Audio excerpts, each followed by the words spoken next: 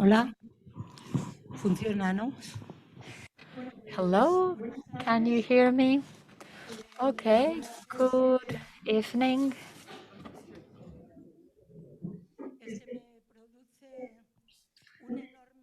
To me, it's a great pleasure to be here at this forum and to do something which is so important. This is a European forum, and we have been dealing with different matters that affect the whole world.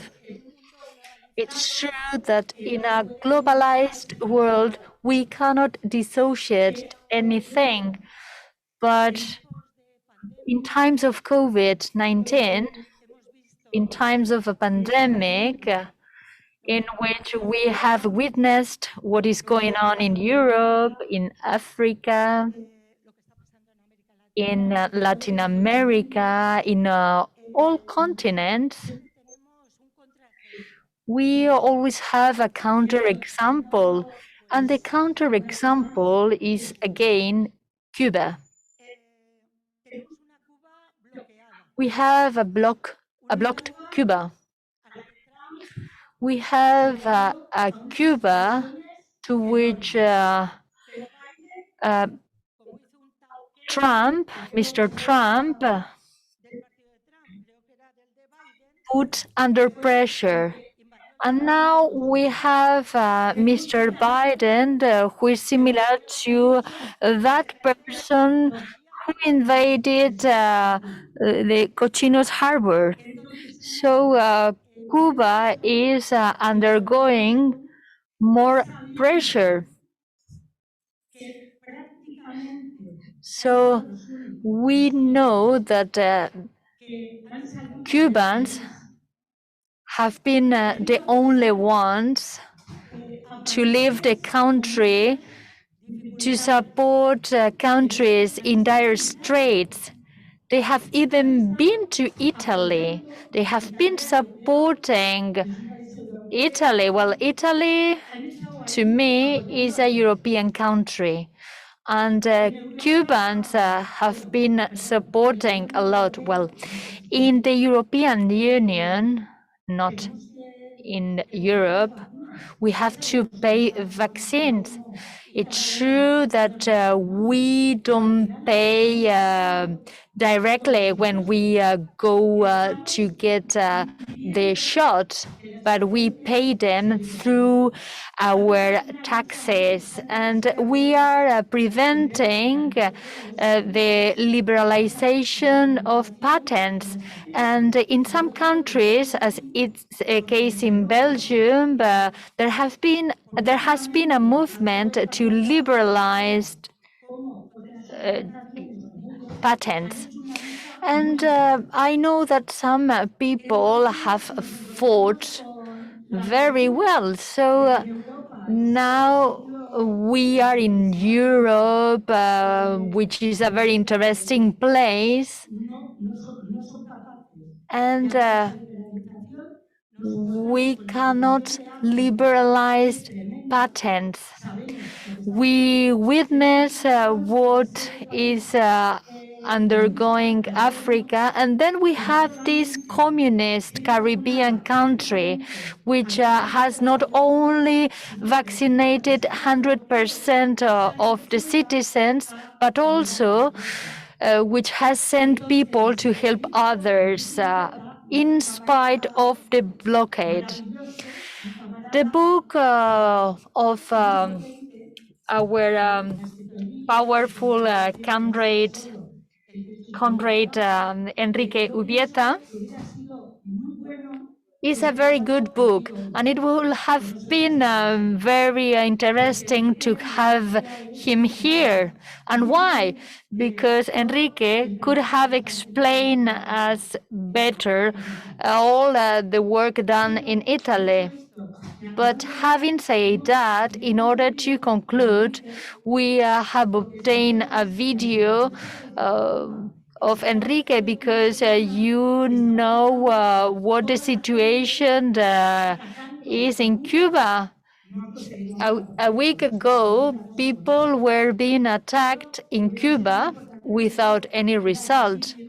But well, it was very difficult in COVID-19 times.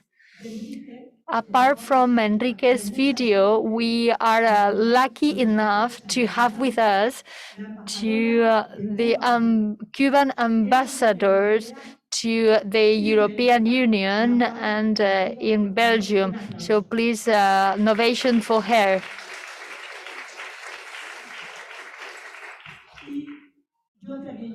And I will conclude by saying that Cuba is going to be attacked tomorrow. So let us be reactive.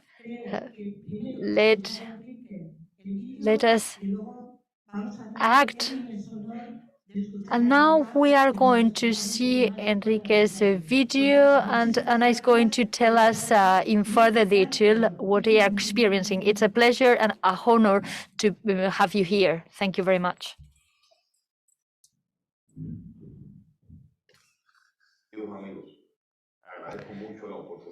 Dear friends,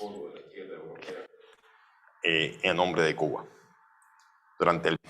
Dear friends, last month of October, I traveled around 20 Italian towns to present my book.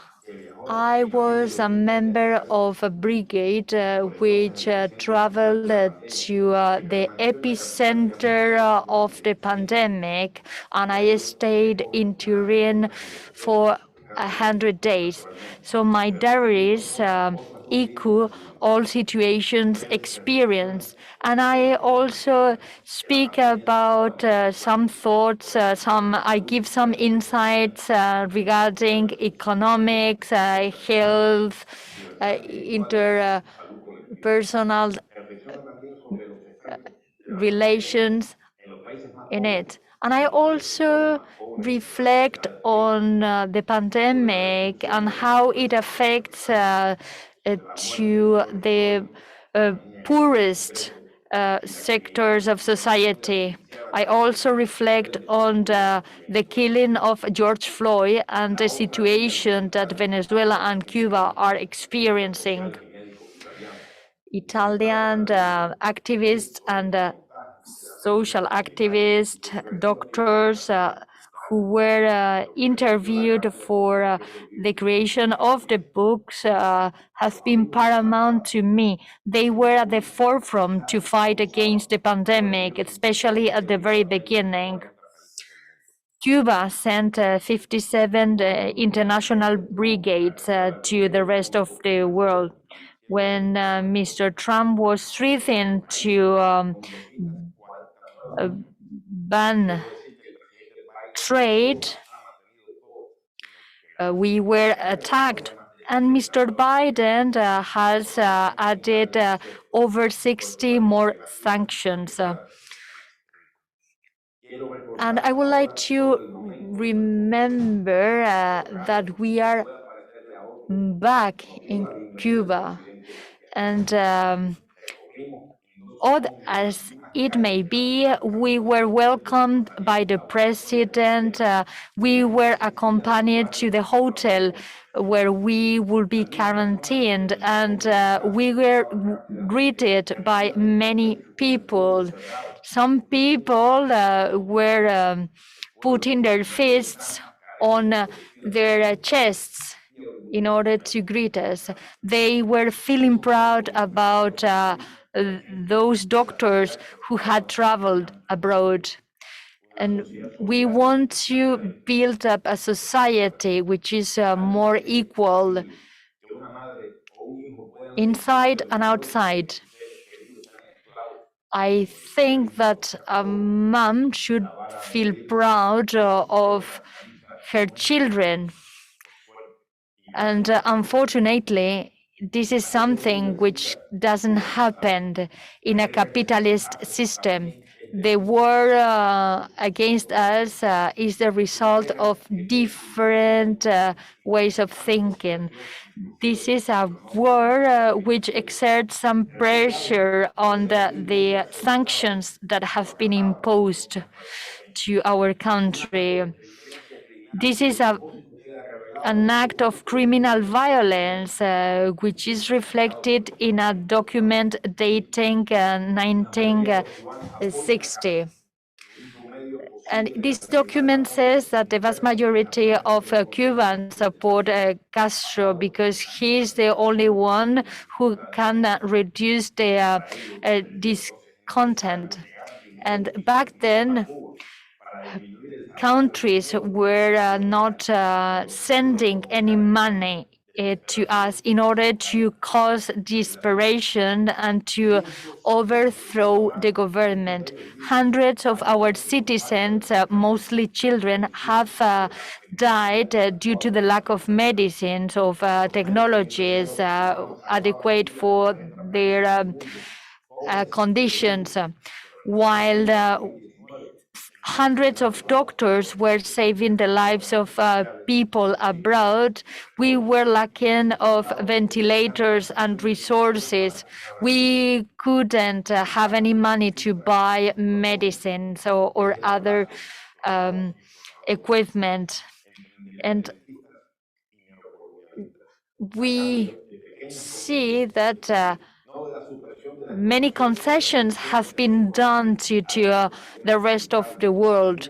We have been puppets for other countries, and we need the acceptance of other countries, but we don't understand each other. In 1878, the army was reacting against violence, and the Cuban Revolution was a revolution for the release of all citizens in the island. We need a revolution, but the world is violent. The world incarcerates opponents. The world overthrows other presidents. The world promotes electoral frauds or coup d'etat with the cooperation of institutions such as the OEA.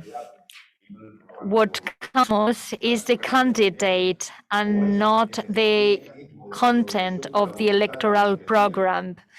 And democracy is not a democracy when the richest class are in power. We see it through the yellow vests in France. And we know the Black Lives Matter. In Cuba, we don't have any killings or disappeared. In a video, we can see how in Cuba a person insults the police in the streets. Some days later, he is arrested and he is condemned by people. And the United States think that they will take advantage of us. The police abuses are attacking us, and we are trying to fight against the oppressor. We are now calling for the intervention of the army against the United States. Black Lives Matter is a movement which is not leaving us alone. And we have to analyze the messages that other countries convey, which want to create a great divide between the left and the right. We see mothers like the mothers of the Plaza de Mayo, and we see other players. We see a very comical situation. Some women in New York are handing some posters to support electoral campaigns. But capitalism oppresses players, oppresses Cubans. There are other players which organize and orchestrate different campaigns to defeat people who are fighting for their rights. Some players threaten other players. To me, it's sad to see Gente de Zona and other music groups which have been awarded with a Latin Grammy. They had to migrate to preserve their rights. But the rapid increase of COVID cases led the way to the search of a movement for support. I was hanging around the streets in my country, and I found many students, many citizens, many youngsters who wanted to contribute to different tasks. They wanted to deliver some food. They wanted to undertake cleaning tasks in the most important hospital of La Habana. I asked a girl where the director was. She told me, well, follow me. I asked for the director, and a person told me, it's me. Scientists of a younger age were the creators of a vaccine, thanks to which over 80% of the citizens have been vaccinated. In Cuba, vaccination is not compulsory, but people trust their scientists. The international brigades contribute to the disinfection tasks. And they also gave some support to some people who were far away from their families. Comrade, dear friends, another world is not only possible, but it is urgent to create it. The pandemic of the COVID-19 is showing us that we live in an equal world. The world is not going to improve by itself, but now we have the opportunity to enhance solidarity. We saw it in Italy, and we have the opportunity to follow their example. In my Turin's diaries, I include a final reflection about the aftermath. We can't land in a world of justice or of fascism, and we have to bet on a better world. Thank you very much.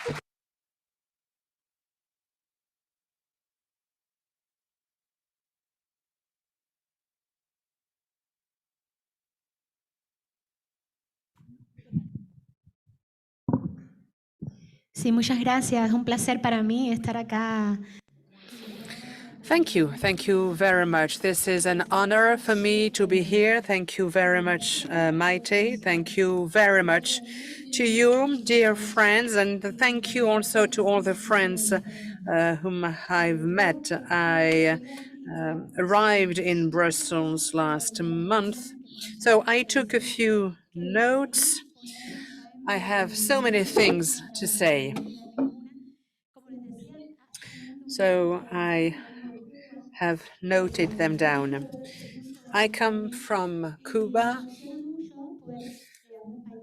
I lived and I experienced the pandemic in Cuba, and it is really an honor for me to present this book. This is really a book that we really like in Cuba. When the brigade came to Italy, it was, of course, something new.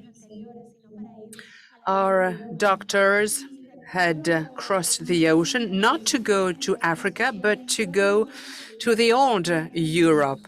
And I remember the pictures on social media. I have to say that all Cubans really followed the feet of those Cuban doctors and physicians who worked hand in hand with Italian doctors. And I think that this is such a great proof of solidarity. And the book Enrique Ubieta wrote is a beautiful one and a necessary one as well. Sometimes people ask us, where does this Cuban solidarity comes from? How come that a developing third world country under embargo, how come that Cuba is able to show so much solidarity? Well, it is simply because this is one of the principles of our revolution. This is something that runs in our veins, in our DNA. So it is true to say that during the pandemic, those brigades went abroad and then they came back to the country once the mission was over. So people ask us, where does this solidarity come from? And how can you resist the test of time? How come that you are still standing? And I have taken some notes that I was willing to share with you. I'm not particularly passionate about the virus, but I read a lot and it's very interesting to see what's going on. And when we compare with the situation in Cuba, you can really say that Cuba is between two pandemics, the COVID-19 pandemic and the embargo one. So, of course, we have seen that this situation has worsened over the last few years. Under the Trump administration, 243 stringent embargo measures were implemented.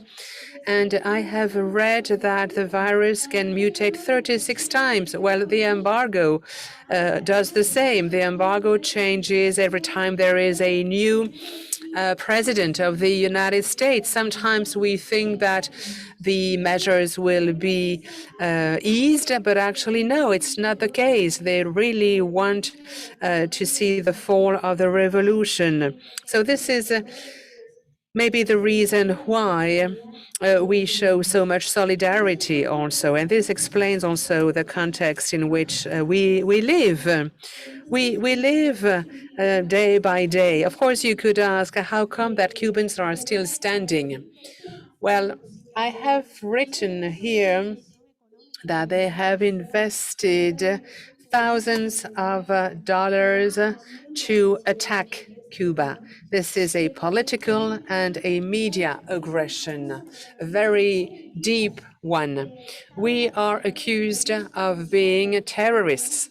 We are included in the list of rogue states, whereas we are the victims of terrorism. They have supported the opposition leaders and they train opposition leaders. They have really destroyed our economy. This is not a secret. Everybody knows that. They are using surgical measures to asphyxiate our country, be it in tourism or the attacks against the Cuban biotechnologies. All sectors are targeted by the embargo. They also share misinformation. I was just talking to friends working in other associations, And I was telling them that the political situation is extremely complicated because not all media are against us in social media. I do not know whether you have been to Cuba. You can follow what's going on. You can go there. You can travel to the country. But we see constant attacks on social media, be it Facebook or the other social media. There is a real anti-Cuba cluster. We were talking about the digital media, analyzing the country, big data, artificial intelligence. They try to analyze what's going on in our country. Of course, we make mistakes, but it's not the same. Because I think that we have so much to show to the world, so many positive things to show to the world. They all focus on the south of Florida. So, of course, they tried to destabilize the country by using this discontent of the most hit stakeholders by the embargo. Of course, we face so many problems at the same time, shortage of supplies, and of course, all structures try to cope with the situation. But I know that we've seen some fake news. I am now an expert in social media, and this is something that we have studied during the coup in Bolivia on the 11th of July and the 15th of November. We thought that the world would change in our country. This is something that we could only feel. And now that we live the digital era, we see those new developments. So, of course, yes, one could ask, how come that we are still standing? Well, I'm sure that you could also put forward other arguments, but first and foremost, this is because we do not forget our past. You can maybe search for pictures on the social media, in the media, and you will see the youth, you will see the young people. And in universities, they all remember the killing, the murder of medical students. And you will see there so many people defending the revolution, and they say that they will never forget their past, the history. I think that we have been able to survive because we are well organized. Of course, mistakes are made, but we are well organized. And we are well aware of how important it is to articulate governmental institutions and all civil stakeholders, the civil society stakeholders. We have some rights to defend. Of course, it is true that sometimes we are not very efficient, but it's also because we strongly believe in socialism. This is enshrined in our constitution, and I think that it's because we have the love and we have the courage, because without love, without courage, it would be impossible to resist for 60 years as we did, because we have the knowledge, we have innovation, science. So I think that now the time is ripe. The example of Cuban vaccines, this is very clear. There are figures available. There are 3 vaccines. 2 additional vaccines are in the pipeline. We speak of 4 Cuban products. We also speak of ventilators ventilators that were designed in our country. 85% of our population has already received the 3 doses. So you see, this is really where the strength of our country lies. Because, of course, scientists, physicians are involved, all those key forces in our society. We are a society based on science, innovation. Cuban people are highly motivated, they are determined, and they are resilient as well. I think that this is also of the essence. We were able to survive because we have dreams. Of course, maybe this is a utopia, but we believe in a better world. And I also think that in our country, we try to reinvent ourselves. We are for creativity, and this is something that we see in the poorest neighborhoods.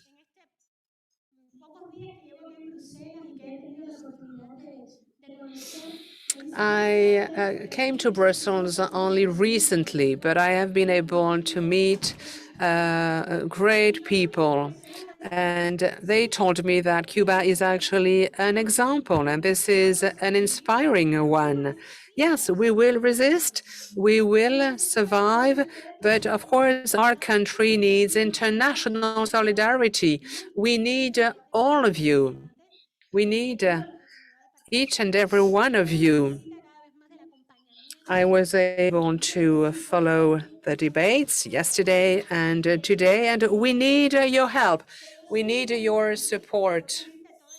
I really believe that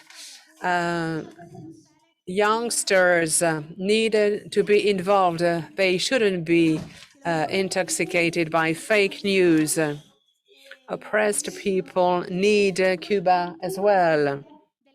International causes need our country, but of course our country needs your solidarity. So thank you very much for your support. I have also noted Fidel. Of course, I have to speak of Fidel. 2 days ago, we celebrated the anniversary of him passing away in the Casa de América Latina, the House of Latin America. So we gathered to pay tribute to Fidel. In 5 years, we will celebrate the centenary. So I think that we will have to think about that. Of course, Fidel is no longer here with us, but we belong to his generation. We have had the privilege to be with him, and so we will be able to celebrate this anniversary so that his ideas do not die. I think that this is extremely paramount for all the friends of Cuba and progressive forces. This is now a key question. What can we do to reach this anniversary with us being stronger and more united? And finally, I also would like to share with you that we are very delighted to be able to count on you, to have your support, to have so many friends, and to see your commitment. And I would like to share with you the message of our party and the Ministry for Foreign Affairs. You can also benefit from our support in all your fights. Thank you very much. Viva Cuba!